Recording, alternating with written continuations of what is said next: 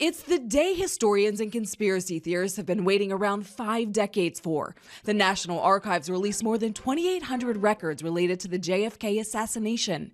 The government was required by a 1992 law to make them public. So far, we're finding it's a picture of things that we already knew, some rumors, some innuendo. Among the details printed in black and white, 25 minutes before Kennedy was shot, a London reporter had received an anonymous tip to call the U.S. Embassy, quote, for some big news.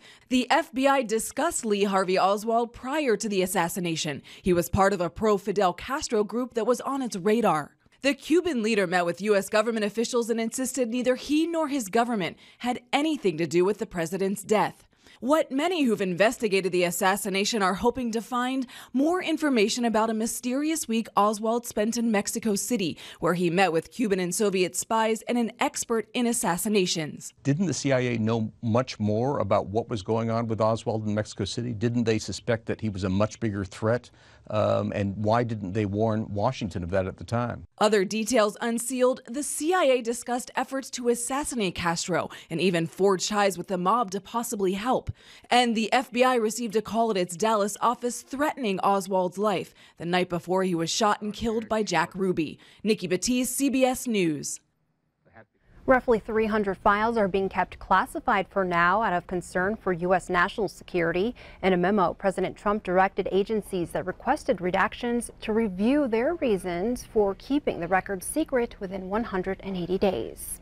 And best-selling author Phil Sheehan, who has written extensively about the JFK assassination, believes the files could shine new light on the government's investigation into the killing that stunned America and shocked the world. Sheehan calls the murder of John F. Kennedy the end of the innocence of America and a turning point in the relationship between U.S. citizens and the government.